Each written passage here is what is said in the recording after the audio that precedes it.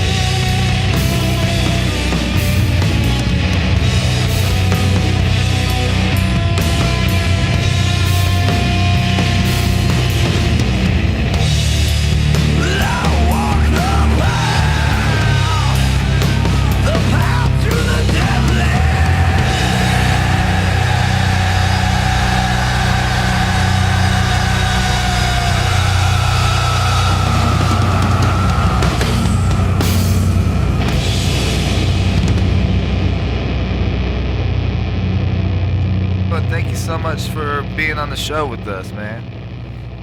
No, my pleasure. Thanks so much for having me. Can you hear me okay? Yeah, everything sounds good on my end. How do I sound? Great. Cool, man. So, how are things over there in New Mexico? Are you in Taos or Albuquerque? I'm in Albuquerque. Okay. Uh, I've been here for about 11 years now. And I'm originally from the East Coast, from Maine. And kind of made my way down in the desert by the time I was 30 years old. And yeah, I really like it, except for the summers. It's pretty hot, and there's nowhere to swim or cool off. You're like a lizard here in the summer. Otherwise, I'm really inspired living here, and Albuquerque's kind of one of those last affordable big towns in the United States. Don't tell anybody, but you know what I mean. Yeah, for It's sure. uh, it's definitely I guess you can have a more of a work life or artist and work balance here. Wow, that's nice. And what's the music scene like over there? It's pretty strong in terms of there's a lot of different styles and a lot of musicians. There's a couple great venues to play: Sister Bar, Launchpad, Moonlight, El Rey. There's a lot of breweries that let musicians play. Um, I think it's I think it's pretty great for this size town. That's awesome, man. Yeah, Yeah. I'm new to the valley. I've been out here in Phoenix for about 3 years now, and I'm from a small town of like 60,000. So we had a really tight knit community scene in my small hometown. And then I lived in Yuma for a little bit, and I found another really tight knit community. And then over here in the valley, it's so large, it's so big out here and vast that you don't really find that same kind of tight knit sort of music scene. I mean, we have one with the stoner rock scene, and the desert rock is all kind of a big family. But other than that, it seems real few and far between. So it's cool for Mm-hmm. a big city to have like a tight knit community for music and stuff. Yeah, no, I'm sure it's really tough. I can't even imagine. And it's kind of spread out here too. I mean, it's there's just a lot of genres of music, and there's a really, really, really small stoner desert doom rock scene here in Albuquerque. We're talking like, I don't know, a couple bands. Right, right. Um, were you guys involved in the monolith of the on the Mesa? Did you Hmm. help out with that? Yeah, that's my drummer Roman Uh, from uh, right. from from my band Red Mesa. Roman is the co-organizer uh, of that, and yeah, sadly, his business partner and our friend Dano passed away in late September. Very sad, man. I'm sorry to hear that. Yeah, Um, it really hit the community hard here, man. Yeah, it's really sad. And Roman's going to continue Monolith on the Mesa, and he's working on 2022 lineup, and he's going to do that in September. And of course, you know, Desert Records and Red Mesa's there to support him in any way that he can. Um, and it's really fucking beautiful up there, and it's an amazing uh, place to have a festival like that. It's outside. There's an amphitheater outside at the mothership Taos Mesa Brewing Company, which is a really great craft beer brewery up there, really close to the gorge, which goes over the Rio Grande, where they filmed um, the marriage scene in Natural Born Killers. oh wow. When you started saying the marriage scene, I knew what movie you were talking about. That's cool, man. Really? Yeah, Yeah. cool. Hell yeah. It's just you're at 8,000 feet up on the mesa with the view of the Taos Mountains, and Wheeler Peak is the tallest mountain in New Mexico, over 13,000 feet, and it's there up in the ski area. It's really amazing. You should come out for that next year, man. I want to, man. I wanted to do it. I know it was canceled this past year for COVID and everything, and then but before that, I wanted to come. I think Great Electric Quest was playing out there, and fucking you guys had Sasquatch, I think.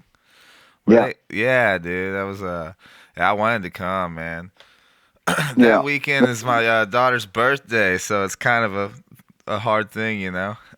of course. Yeah. Yeah, of course. No, it's always tricky, man. There's always something on going on, conflicting with family and music. Maybe just bring her with me next There you time. go. Yeah. Camp out. Yeah, Let's talk for about sure. Desert Records, man. The way I heard about you guys was through the Legends of the Desert split, Okay. and then I've been slowly diving into Red Mesa, and the Betty Been Deadly EP. I really enjoy. I just had her on the show, and she had nothing but great things to say about you and Desert Records. So, let's hear about your journey with this label, man. What made you decide to kick up your own label? I started in 2018, and it was solely. Well, no, there's a few reasons why I did it. Number one, I really wanted to learn more about music business, music industry, the DIY culture in music, um, and to release Red Mesa's album, The Devil in the Desert. Hmm. And, uh, for me, I am the type of guy that I need to be hands on and understand how things work. Otherwise, I don't feel like I'm going to get it. And for me, it made sense for me to start a record label. But it wasn't something I ever thought of doing, to be honest, Zach, ever, you know. There's a lot of things that I think about all the time that I haven't done. And you know what I mean? And I'm spending a ton of time doing Desert Records. It's a weird journey because I was reached out, or I was contacted by the band When the Deadbolt Breaks in 2018 after I'd put out The Devil in the Desert by Red Mesa, and they were like, "Hey, do you want to do? Can we put out? You want to put out our album?" I hadn't really thought about what I was going to do, how I was going to do it, and I did their release, and I did a local band's release, The Horn God, that year too. And so I put out 3 albums that first year, and learned a lot about doing vinyl and how just because you do vinyl doesn't mean it's going to sell. And that was like a really hard lesson, but a good lesson to learn. Right. It's expensive, and there's a lot to it just to get it to the point of it being physical and out there. And I had to figure out how to sell stuff and distribution, and man, it's been quite a journey. So 2019, I didn't do a lot. I put out one record and a couple compilations, um, and started to kind of really gear it up for 2020 with Women of Doom and Legends of the Desert, the first one, Now, so you got and then Nebula Drag on the roster, man. I've been jamming them since way back to in the day. those guys rule. I'm gonna put out their new album in 2022. They're fucking awesome. Nebula Drag rules. Hell yeah. And then in the last year, well, 2021, I put out 18 albums, and that's just me doing all the work. It's really insane. Are these all? So, are you doing vinyl on every one of these releases, or are they mostly? Or is it a mix of like just digital? Are you guys? Well, I'll leave you with that question first, and then I want to ask you another one. Sure, yeah, no, no, vinyl, no, only a few albums, Right. Yeah, because vinyl's because jacked up right now. it's backed up. It's really expensive. If I did that for every album, I would be out of business. So I do a mix of digital only. Well, no, I always do CDs, I guess, I was pretty gonna much. ask. That was my second part. Do you still believe in CDs? They sell for me on a really basic level, enough for me to recoup my cost and get albums out there, and make a couple bucks. And so, yes, I do. People buy them. I do at a start. I do a really minimal amount, 25 to 30. 25 to 50 CDs for the smaller bands, and just kind of see how that hits. And some bands we do some particular unique merch item, like with Betty Benededley, we did these really rad bandanas that she helped design with an artist, and then had an Austin company print them up, and they were 22 by 22 inches and really awesome. Oh, I have And that one. We was went and saw her when she came through the valley recently. We picked one a, up. oh, very cool. Yeah, and I saw that you joined her on stage, and yeah, it was very Jim Morrison like. It was very cool. She like called somebody up, and my wife's like pushing me up. Go, go, go. You know what I mean? It's one of those situations like I don't have a guitar, and then they shove it in your hand real quick. Oh yeah, fun. Like, here you go, do something, Yeah, entertain us. Like, yeah. fuck. Yeah. No, yeah. It was a very great show, man. I enjoyed it. But sorry, go ahead. Yeah, no, and so I figure out other, sometimes I do screen prints of the album cover, like a 12 by 12 print, um, whatever. Try to figure out something interesting. T-shirts, hats, um, just try to make each release unique and interesting. And yeah, it's been quite a journey. So I'm coming into the fourth year anniversary in March, and um, yeah, I would just kind of see where this goes. I know you got quite a few releases, man. And I don't see why it would slow down. It's a nicely curated list too, man. You got Spliff Ripper on here. Spliff Ripper. That's hard to say. Redbeard Wall. I know those guys. Aaron's a great dude out of Austin. I've had him on the show too. Or I don't He's think he. great.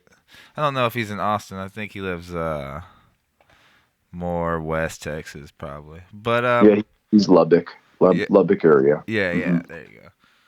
Yeah. So has this um how has running your own record label benefited your own band? I don't know. Do you think it has? Do you think it's played a good part in getting your name out there, making you look more legit, or have you? Because I remember I started a record label of my own just to put my music out, just to pitch it to other bigger labels. That's how this whole Jam Space thing got started.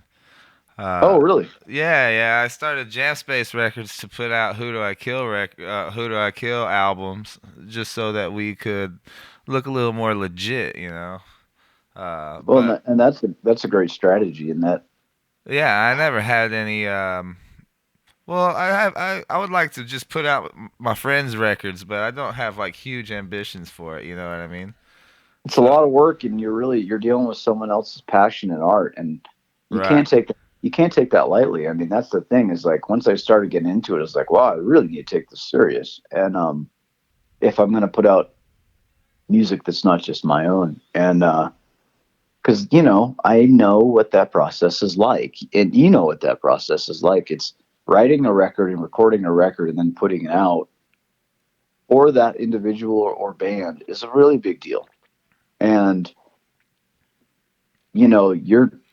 you're part of that process. I'm not recording bands. I don't record bands. I just release music and do marketing and PR campaigns and social media and do you all record that stuff. yourself? Do you record your own band? No, I'm not proficient enough to do that. Oh, Um, gotcha. there are so many studios out there.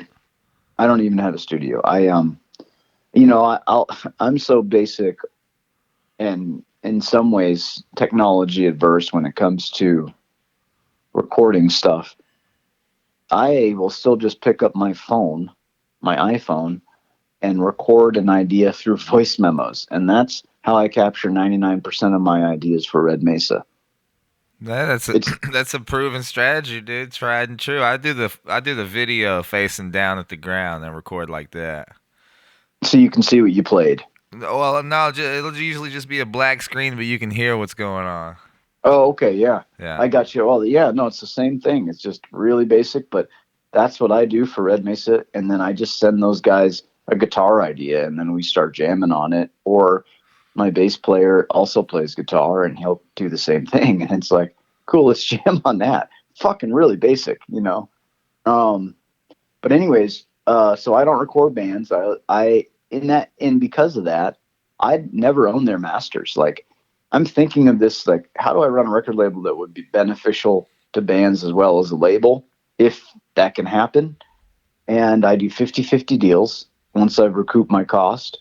And I don't own their masters. I just ask them to license it to me for 5 years so I can do my best to get it out there, and then it reverts back to them after 5 years. That's a really that's a really solid deal, man. It's a And solid deal. I don't think it gets any better than that, man. hell no. Um, you guys got a Desert Records has a really sweet subscription deal. I mean, what do you get for your buck is awesome. Can you want to explain the subscription deal you got? I hear Chris Beck talk about it all the time on Doom Tune. I really appreciate you asking me about that. I really want more people to do it because it's a super good deal. You can get all the releases that Desert Records has put out um, in the past, which is I don't know, like 33 albums, I think, and anything that we'll put out in the future on Bandcamp for $36 a year. So you can pretty much get a release for $1, each album for $1. Um, if you want to get CDs, I have a CD tier where you get 3 CDs for $48 a year plus all the digital. Or if you want to do a vinyl, you get a free vinyl each year plus the 3 CDs plus all the digital for $60 a year. Wow. That's a sweet deal, man. Jesus, you're just giving it all away. I feel like I'm still building the fan base, and I want people to hear the music. And but alternatively, if you want to go buy an album on Desert Records on Bandcamp, I'm kind of right around that $5 to $7 mark for an album digitally. Uh, So really, the subscription's a great deal. no, I'm just messing with you. I think it's a great thing that you're doing. And Yeah, no, I got you. the deal that you have with the artist is very sweet, man. That's super awesome. Betty was telling us a story how the Legends of the Desert was originally going to be called Gunslingers, and that she kindly refused, like, did not decline to be on the original Gunslingers because they didn't want to be associated with that. So you ended up that became, from what I understand, that's what became Legends of the Desert. It's cool. I've never told that story before. It's like so many things that have happened, and I forget some of that stuff. And I'm really appreciate Betty bringing that up because it's real. It's true. Um, the point behind Legends of the Desert was not reflective in my original title, and she called me out on it, and I really gained a lot of respect for it. And I didn't even know Betty to start. I had reached out to She Verb and was like, "Yo, you guys want to be on this? You'd be a good fit." And that's Betty's full band. Right, right. Um, because I have an idea of what I'm looking for it, and I'm really curating it really specifically because this is really a flagship, release compilation release for Desert Records. But the whole point is like, can we tell a story of the West that's not the same old bullshit of you know the perspective of the United States Army or the cavalry or cowboys John and Wayne. and gunslingers and John Wayne Yeah. and all that shit that we've been fed through the years, which was basically after the West was already fucking conquered by white people, is what we know of the West. We don't know anything about the West prior to 1860, pretty much. Right. And so I studied anthropology, Zach, and a big part of it was Native American Awesome. cultures in the Southwest. And it's like, well, I can't get a job doing that shit, but I guess I could apply it to the record label a little bit. And I still feel like I haven't fully realized the concept with Legends of the Desert.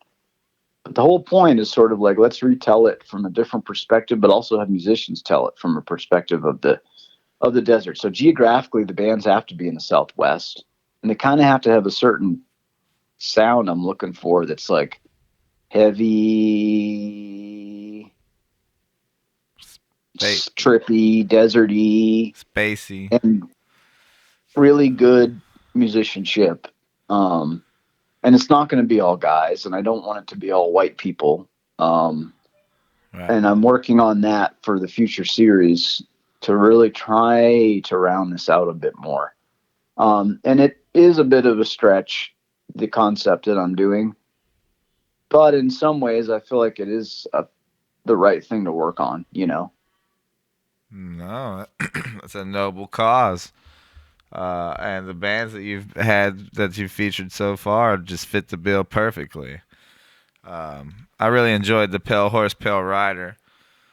The way I came in contact with this Legend of the Desert is that I was reaching out to my buddy Joshua from Secrets of Lost Empires because I heard he did great Yeah, artwork and he referred me to this album because he did the art. And that's how I got into this whole. That's how I got into your whole scene, man, because of Josh. So, shout out to dude. him. Oh man, I love Josh, and I've never even fucking talked to him on the phone. I don't even know what his voice sounds like. Um, he's Just been listen so to great to his work. band, Secrets of Lost Empires. He sings for that. So cool. Yeah, Yeah. right. I guess that's a good point. I know his singing voice. Um, yeah, man, Josh, fantastic artist. He's so easy to work with, and just a great dude, man. Really, really feel so happy to be working with him, and I don't know why I originally reached out to him. It just felt right, I guess. And I guess that's like a weird answer for me, but that seems to be how I'm doing Desert Records. Is like I'm kind of like, oh, Whatever how feels about, right. how about them? You know, because I get a lot of submissions, but I rarely sign anybody from those. Um, I'm mostly going after bands in particular, and Right. on Bandcamp is a great way to listen and find bands, and of course, social media, Facebook and Instagram and YouTube, but and just try to put together something and that's kind of a cool lineup, but also is geographically spaced out so everybody can help book each other on tour. That's a big part of my whole, you Yeah. know, bigger game plan, and mapping out the United States to connect all the dots from city to city. No doubt, man. You'll be a straight up fucking agency one day. Yeah, I don't know what's gonna happen, man. I gotta write a next Red Mesa record. So um I'm gonna not do a ton of releases next year, but they're gonna be tasty, and the first one's gonna be Betty Benededley's Yeah, next EP, which is she so said it was in exciting. the can, man. I'm excited about that. February 18th, The Adventures of Mabel and Carter, Betty's next EP. That's gonna be the first release on Desert Records 2022. That's awesome, man. And then you're gonna start writing a new album for Red Mesa. I'm writing one right now with the boys. We've had our third writing session. And at the moment, we're just getting together once a week on Mondays. And um, we have a ton of ideas kind of from the pandemic, like just us recording shit into our phones and stuff. And starting to piece these things together. It's going to be tons of riffs, a lot more riffs. Um, Do you find it and difficult to transition from like the business mode into creative mode? Yeah, it's been really hard because I've been in such that like problem solving mode where it's like, oh shit, I got to in deadline mode. Oh shit, I got to do this. I got to write this. I got to put this out, and it's sucked all my creativity. That gets I'm all done. addictive, doesn't it? Problem solving. For me, I fall into that, man. I really love the business side of things and just solving problems and doing promotion and reaching out to this guy and responding to this email. It gets you going, It, it does for me too. I mean, it is 100% office work, and so people think running a label is it's not that sexy. Right. But for me, I'm trying to get a workflow going that makes sense, but it's really sucked my creativity. But for Red Mesa, I'm starting to get it back. I'm starting to play guitar a little bit more at night. I have a 1 year old as well. So my son Wyatt was born in August of 2020, so he's 16 months old now. So I mean, Nice. it's on top of everything else, and having him is just like kind of overwhelming and exhausting. Mm-hmm. Um, and finding that balance is It's impossible. It's pretty much impossible. It's just sort of prioritizing, right? Yeah. You Yeah. know, and I'm 41, man. No, I'm 42. Fuck. Um, I think, um, somewhere in there. You're And so, 41. You're 41 with a secret to tell, man. I uh, mean, yeah. right. It's like I'm not a young dude anymore, and just find the balance that works, man. But I'm really passionate about music, and um, I think there's so much great music being made that nobody's hearing, and I was tired of hearing shit on the radio and complaining to people. Oh, this fucking sucks. What the fuck is this doing on the radio? And I would realize that like that's not going to change. And then like, oh, streaming fucking sucks. Spotify sucks. Blah blah blah blah. Well, that's not really going to change. So the only thing that can change is me and do something about it. And I guess it's my very small contribution, um, to rock and roll. Would you say Bandcamp is your biggest tool to help propagate that online? Yeah, and I would say 99% of my revenue. Yeah, Bandcamp's such a powerful place. I think we all should just migrate over there. They should have a more if they integrated a more like social media type of deal into it where people could communicate a little more effectively on there. I think people would get on there and stay on there, you know? Kind of like they do anything like Instagram or something. It's interesting. I never heard anybody say that. I don't. Yeah, that you really can't. So in some ways, I like that there's not that though Yeah. because it's really all about the music. Yeah, it helps to not have that element there. I think so. Uh, you know what I mean? Because I go on there, it's just I feel like it's the truest form of going into a modern day record store online because you're going to be able to buy merch from a band I as love it. well It's as my number one tool as well as an artist, man. That's where I direct everybody. yeah. And I would say most people outside of musicians don't even know what the fuck Bandcamp is, which is such a bummer. Um, because it's just, oh man, I don't know. It's fun. It's fun for me as a music fan to go digging in there, man, and go, cool. What's going on in the desert rock genre? What's going on in atmospheric black metal? Whatever. Like, just fuck, man. I love it. I love Bandcamp, dude. It is the perfect it's the perfect place for music in the digital age. Yes, and as an artist, man, the process is so seamless. Somebody buys something from you, bam, it goes straight into your account. You see the whole thing go down. And when the pandemic kicked off and they were doing those Bandcamp Fridays on the first of every month, on the first Friday of every month, and where they uh, withheld their revenue share from all profits. So bands were getting 100% profit. I mean, you go buy a vinyl from them for 30 bucks. 30 bucks goes right into their account that day. You're not waiting on royalties. It's not a 1,000th of a cent for every 10 streams or however the fuck Spotify does their thing. It's seamless, you know, and everything's transparent right there in front of you. I love Bandcamp as well. And That's great, man. for them to It's do that yeah. Bandcamp Friday was so huge for artists during a time when touring pretty much stopped and everything the whole world stopped, you know. And you know, it was also huge for record labels because if Bandcamp hadn't done Bandcamp Fridays, I probably would have gone into business during the pandemic, to be honest. And all of a sudden, those kicked in, and it was like, oh, I can I can tread water, you know.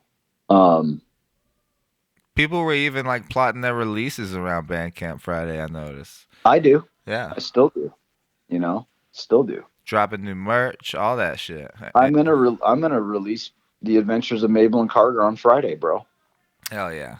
by Betty. Like we haven't even announced yet. We're just gonna drop it as a pre-order. There you go. Um, and I do that, like it's part of the label strategy for sure Bandcamp factors into that 100%. It's that influential, as a small record label. I also love that, like, you can't find big artists on there. Like, I can't believe that they're not on there. Like Adele or Taylor Swift or what the fuck ever. Right. They're not on Bandcamp, which is fucking mind blowing. They will be at some point, and they will make a ton of money from it.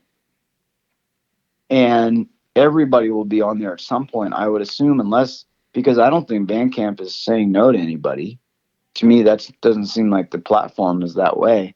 It blows my mind that major record labels are not on Bandcamp, and I'm really happy that they aren't. No, it's good. They don't need it. Let them leave that shit alone. Doesn't Yeah, they can. They SoundCloud? can. Don't a lot of these major labels have a lot to do with what's happening in SoundCloud? I'm not really involved in that world, but it seems like there's all these sort of like DJ sets that have all these mainstream pop songs in it and shit. So I think that's where a lot of those mainstream artists flow through like the SoundCloud world.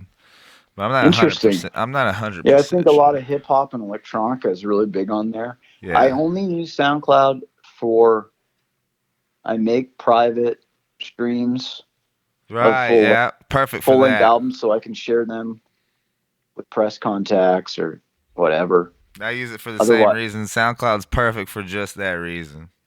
other than that, I don't use it. And this is probably boring for our listeners. We're like nerding out on fucking Yeah. platforms, but anyways. I think people listening to this will find it interesting, man. This is like for musicians by musicians. Cool. Yeah. Cool, man. Brad, I don't want to take up too much more of your time. Is there anything that you want to shout out coming up in the near future? I know you said Betty Been the Deadly is coming out in February. Anything else that you want to shout out, man? I do. And thank you for asking me that, Zach. One, I have partnered with Foul Sounds, a guitar pedal company out of Denver, Colorado. Okay. Foul. Foul Sounds. And What's the scoop on that? Michael DiMartino is the owner and pedal maker, and he's making an official Desert Records pedal, guitar Sick. pedal, that is going to be a tremolo, reverb, and fuzz pedal all in one. I knew Like it. the sound of the fucking desert. I knew it. That's amazing, bro. That's huge news. Yeah, and so I haven't told anybody yet. So you get to announce that first, bro. You heard it here on the Jam Space podcast. Cast. Right. Yeah. Oh yeah. Uh, and then Legends of the Desert 3 is I'm waiting on the final mixes, and I'm not ready to announce the bands yet, but they are not new bands. They're old school desert rock bands from California. Oh man, that's awesome, dude. I can only imagine. Yeah, we literally have a legend on this one coming up, dude. That's sick, dude. I think I got a good feeling who it might be, but I won't say on the air. Uh, anything else? Um, I have a new website, Desert Records, www.desertrecords.us, but it ships worldwide. I have distribution in North America, and I do have distribution now in UK and Europe. Um, so anyone listening that's not in the United States, you can get stuff through various distributors in UK and Europe, specifically Plastic Head, Pack It Up. Um, so yeah, and I just urge people to check out the artists and the bands on Desert Records. Whether you're on Bandcamp or Spotify or go to the website, or whatever, however you check out music, it's out there, and really urge you to check out the artists because it's some excellent, excellent heavy rock and roll, doom, psych, desert rock, metal, instrumental, ambient, western stuff. Really cool stuff. Yeah, it's got everything there, and I think the reverb tremolo fuzz pedal sums it up also. Yeah, dude. I can't wait to hear it myself. I haven't heard it yet. He's still working on it. Well, Brad, thank you very much for coming on the show, man, and I hope to see you guys soon. My pleasure, buddy. We hope to get out. Red Mesa should be out in Arizona in early. Hopefully get out there in February. We're going to do Planet Mammoth. Of course, that got pushed back. Yeah. We're I'd love to gonna shoot take over it out there, man, and check everything out over there. It looks beautiful in all the imagery I've seen. Just let me know if you're coming out, man. Always welcome. Will do, Brad. Well, hey, have a good night, man. Thank you very much. Thanks so much for having me on, Zach. I appreciate it. Yes, sir. Anytime, man. Anytime. Anytime you got something that you want to push on here or anything like that, let me know and we'll do it again. Awesome. Thanks so much, brother. Okay, man. Later. Yep. That was Brad Frye from Red Mesa and Desert Records. Go to desertrecords.bandcamp.com. Check out everything they got to offer. Dig into those Legends of the Desert splits. Be on the lookout for Betty Been a Deadly's new EP coming soon. And get that subscription service, man. I don't know who's offering that good of a deal anywhere else. We're going to close this out with another track from Red Mesa. This is a cover. I'll let you guess what it is. See you guys next week.